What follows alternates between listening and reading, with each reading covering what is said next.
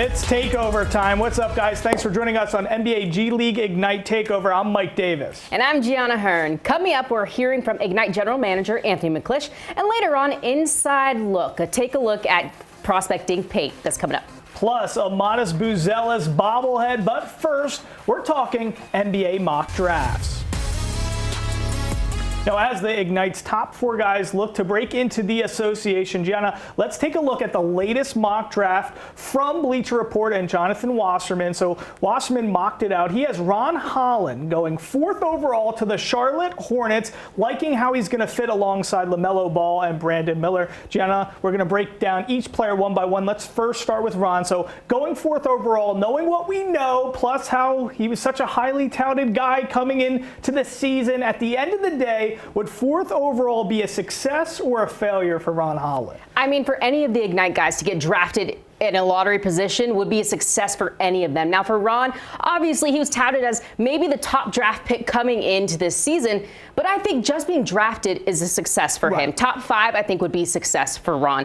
And when you think about which teams he might land at, the Memphis Grizzlies, to me, is an intriguing one. Now, you raise your eyebrows. Yeah. Why is it intriguing? Well, because their grit and their grind, that's the type of person that Ron is. Ja offensively is what Ron is defensively. Yes. He needs to go to a team that puts defense first and has that focus, or just maybe needs an upgrade. So I'm thinking Memphis could be a good one, but Charlotte Hornets is probably my top, like they say, LaMelo Ball, and then you have Brandon Miller.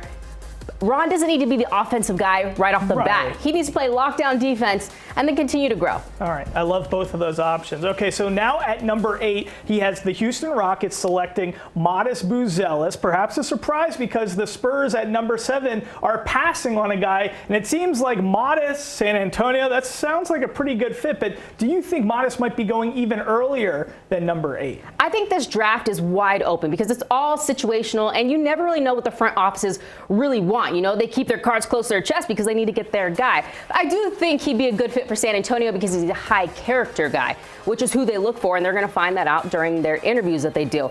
But I really think what would be interesting is if he went to the Wizards. Now, I don't think they're going to take him number 1 if they get that top spot, but they do want high character and high ceiling guys, and he's one of those guys that can do that. They're looking for stars. Modest could be that eventually, so I thought that would be interesting.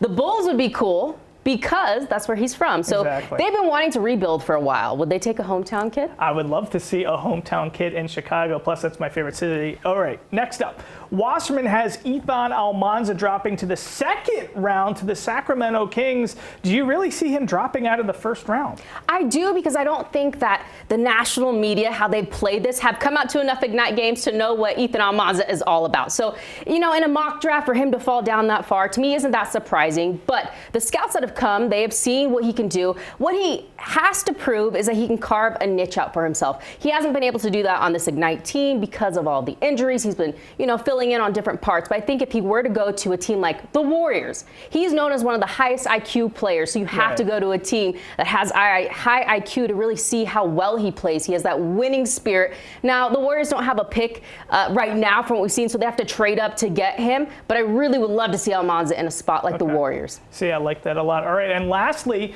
he has Tyler Smith going 17th overall to the Toronto Raptors. His pro comp, Channing Frye. I think he's way more talented than Channing Frye. Do you think he has a chance with how much he's shot up the boards? Do you think Tyler Smith has a chance to be perhaps maybe the most talented out of all these guys? You know, I think when we look down the stretch, I was talking to Anthony McClish, the GM for the Ignite.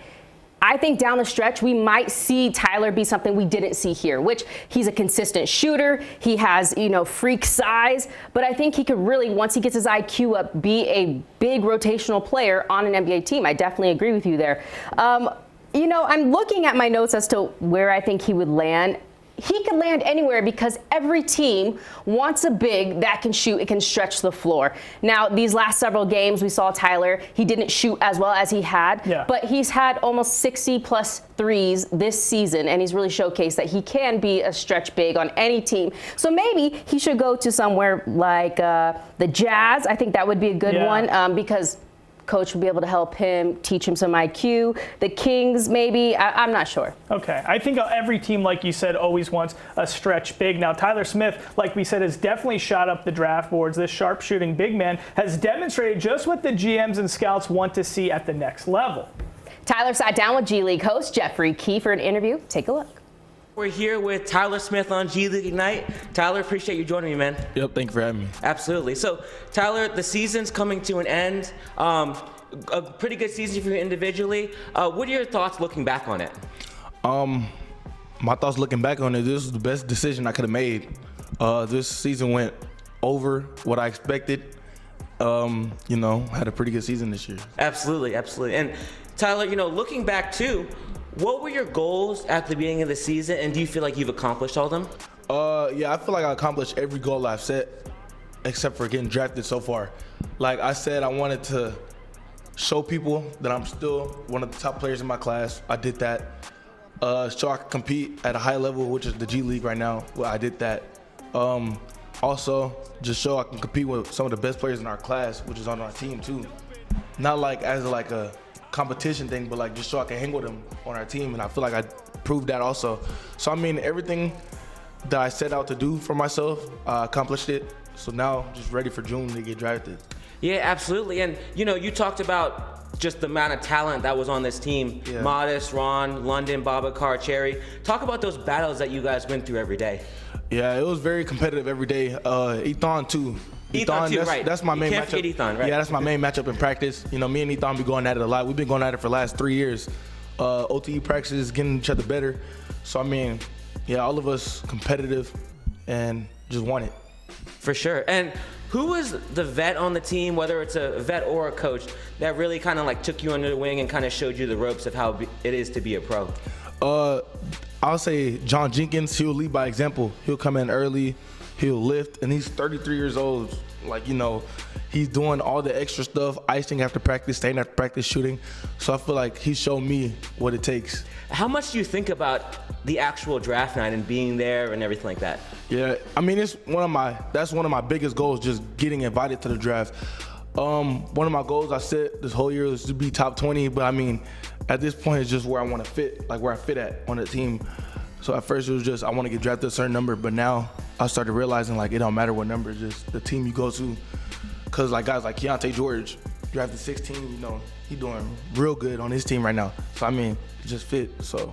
Absolutely. Do you ever think about what you're gonna wear? Nah, not yet. I haven't thought about that. Okay. Because I don't know if you're watching, but Jalen, when he got drafted like 3 years ago, wore something super flashy. Scoot was like decked out in all the ice. Yeah. Are you that type of person, or are you more low-key? Nah, I'm kind of low-key. Yeah, okay. I'm a low-key person. Gotcha. Yeah. Well, Tyler, I appreciate your time, brother. Yep. Great season, and thank you for everything, and we'll see you on draft night. Thank you for having me. Man, Jeffrey Key, swaggiest guy I know. I think he had deer on that shirt. All right, next up we hear from Ignite General Manager Anthony McClish. You don't want to miss that. Stick around. Welcome back to Ignite Takeover. As the season winds down, it's time to catch up with General Manager Anthony McClish. Here's my one-on-one conversation with him. Take a look. 7 seconds. They get it to Holland. He's looking for the winner. Gets it back. Buzelis. 2 seconds for the win. The guys have shown incredible growth, resilience, physical toughness, mental toughness, emotional toughness, as have their families and their support system. So they have competed in practice. They've learned about the game. They've learned about themselves. They are now so much better prepared for really what we're coming up to is the next couple months leading into June, which is really why we're here for those guys from the very beginning. So it's a really exciting time for them and for the Ignite program for sure. Some critics may say that this was not a successful season, just looking at the record alone, but how do you measure success on this team? Yeah, that's I understand where they're coming from, because that's how a typical team would be judged. That's how typical KPIs and success metrics would be established. So I understand where they're coming from. The fact is, this was an unprecedented program that has by definition, unique goals and a unique purpose. And so we internally, especially over the last couple of years and especially this year, have reframed our KPIs and what we're here for. And of course, we're not trying to lose games. Like, we're trying to compete, and all these guys are competitors, and they feel those losses. But it's what we do is reframe those very quickly, and games are one part of the whole development environment that is Ignite, that is helping them going into next year. And so from what we are built to do and what those guys have signed up for, they're killing it. They're on their way towards being productive, reliable, participatory NBA players, and that's what they're here for. And now the moment that they have been waiting for. Draft night is around the corner, and there's so much to do. Your job's not over. Their job is not over. The season was ramping up to this big moment. What does it look like for you now as the season, once it finishes, and for the young guys? What happens now? And, from my standpoint, it's a lot of work in collaboration with the agents. These guys, will go with their representatives. They'll be supported with, going into the pre-draft process in Chicago and into their team workouts.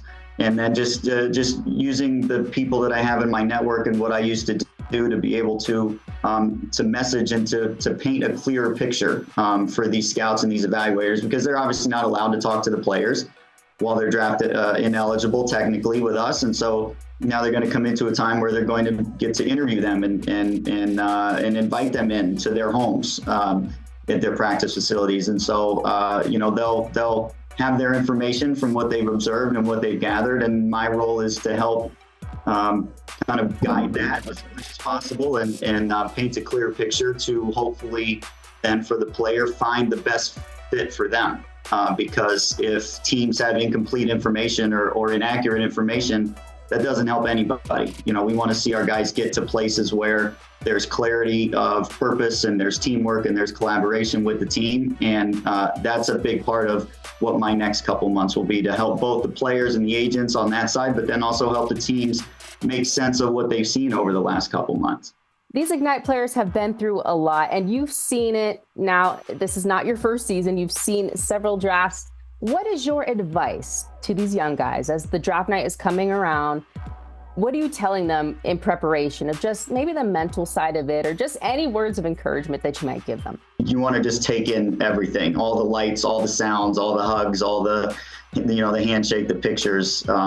So I told that to one of our guys last year that was a pretty high draft pick. I said, when you hear your name predictably called, you walk as slow as you possibly can without looking weird. You're a highly valued add to a team. You're moving to a new city where they're going to embrace you and you're going to have tools and resources. And so all of that is just really exciting. And so there's a balance of, like I said, have a sense of urgency and be very, very professional and very focused, but then also take some time and some moments of appreciation for what this period is, because it only happens once. As we wrap this up, is there anything you want to share about this team or about the experience? Because this has been a very special season. I think this could be a team that we look back on 5 or 10 years down the road, maybe even more, and say, wow, those guys all played together that year. One of those things. And that's just really exciting. And I feel very privileged to be around this much talent, not only with the young guys, but the vets, like the investment that they've made and the enthusiasm that they show. And I won't single any of them out because they've just all brought it. But, for two guys that have come back for second years, and John Jenkins and Eric Mika, what they pour into these guys from a personal, emotional standpoint, is just really, really cool to see. And they bring them into their lives and incorporate them into their lives as if they're, baby brother to these guys. And so that whole dynamic is really, it's unique and it's really inspiring actually to be around. So I'm very thankful for that. And this is, like I said, this was just a special group, and we're privileged to have spent the last couple months together. Well, coming up, we have a brand new Inside the Pro Lab for you, plus our end of the year superlatives. You don't want to miss it. All right, so now we're going to do something kind of fun. We're going to do end of the year superlatives. So Gianna, let's start with this. Best moment of the year. I definitely think the best moment of the year had to be Modest Buzelis in his game-winning fadeaway shot here in Henderson. We're taking a look at it right now because I was so surprised. We had seen a little lack of confidence from him, but that fadeaway is one of my favorite things. And then we saw this again at All-Star. He did the same thing at the Rising Stars Challenge, which was pretty crazy. You thought Mac McClung, the star of the G League, would take the shot. But no, Modest Buzelis, in front of the entire world, got this game winner. So I think that's my best moment for him, is just seeing his confidence and what he's able to do. I can't wait to see how he takes that to the next level. Yeah, young man has got some confidence. He's got some Dirk in him with that shot. I love it. All right, so now, who was the biggest surprise in your eyes? You know, people might be like, Gianna, that's not a surprise, because I would say Tyler Smith. And from the beginning, you know, I've been saying he's the guy I'm looking forward to being the eye-opener.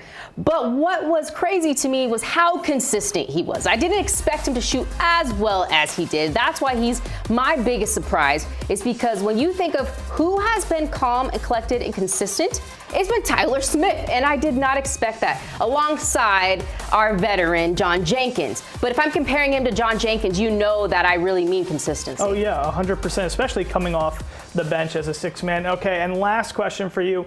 Most likely to succeed? All right, there's no shocker here. Most likely to succeed, Ron Holland. And yes, Modest Buzelis is up there, but Ron Holland, his defense is NBA ready today. He can make any NBA team better defensively, and his, we'll say, shortcomings right now, they're all things that he can work on. Shot creation, efficiency, these are not things that cannot be changed. So with time, I think Ron is going to grow into a very well-rounded player, and it's going to be exciting. Yeah, and we saw a lot of guys like him, like a Kawhi, who had that NBA readiness on the defensive end, and then years later into their stint in the NBA, they developed that offensive ability. So I think we're definitely good there. All right, so next, Gianna, it's time for Eye of the Storm. So this week on Inside the Pro Lab, we're doing a deep dive with the exciting prospect, Dink Pate. Take a look.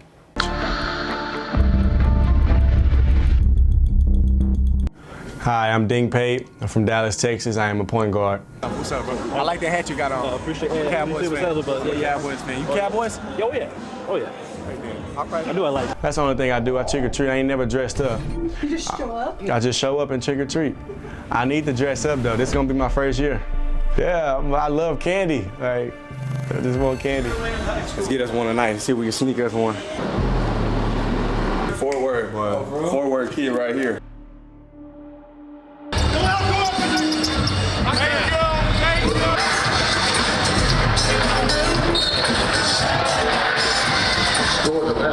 What's it been like playing pro ball as a teenager? It's cool, honestly. It's just something I've been wanting to do. You know, I always wanted to be a pro. It's a part of my life, and now I'm here and sticking to the script. It's cool though. It's a cool title to have. Love your game, brother. We'll see you next year then. Right. You're gonna break someone's ankles really bad. I haven't called. This year they took me to New York, and seeing everybody's dream come true, it was an electrifying moment for me, especially seeing people that I know, people from Dallas, seeing them achieve their goals. So I think it's a very exciting moment, and I'm just waiting for my time. So. Yeah. Chava. How'd you spell it? C-H-A-V-A. When the prank come out? Yeah. A lot of people know I'm funny. I say probably I can rap. Got a couple of bars in. Tyler, if you keep playing, you're gonna be fired.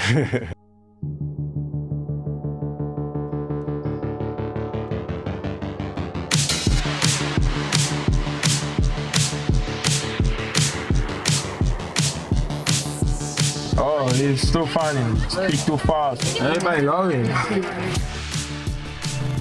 You got to be strong. You have to be strong to play in a league like this. And you got to have heart. You got to be a dog, and you got to be willing to give 110% on every play. Dink Pate. For going my senior year, I have a dream for myself. I can't harp on what everybody else will say about me, but I tell my homeboys, we always gonna be homeboys. Just come meet me at the top. I'm gonna keep working hard. Just come meet me at the top. Like I said, patience, being smart, knowing what not to say and what to say at times. And be cautious of every moment. You never know who around you. Nobody named has been called yet, so everybody is trying to step up and do what we can do for the program and make the team win. We're in the gym every day. You know, that's the main goal on why I came out here, is being in the gym 24/7, which is the best opportunity for me.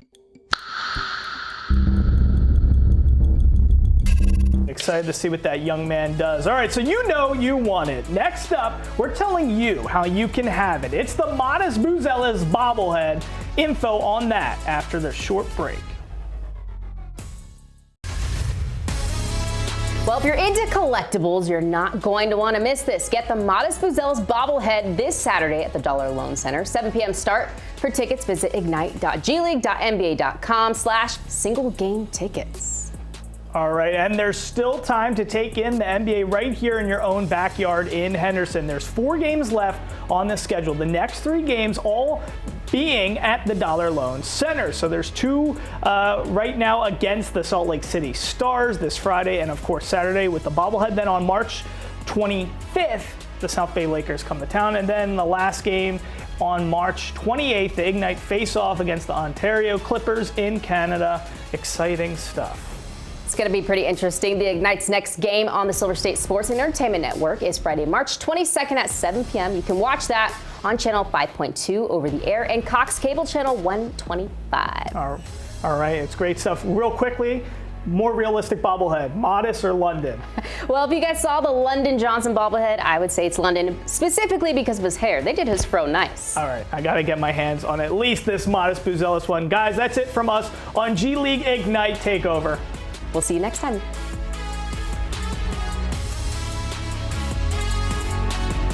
That bobblehead.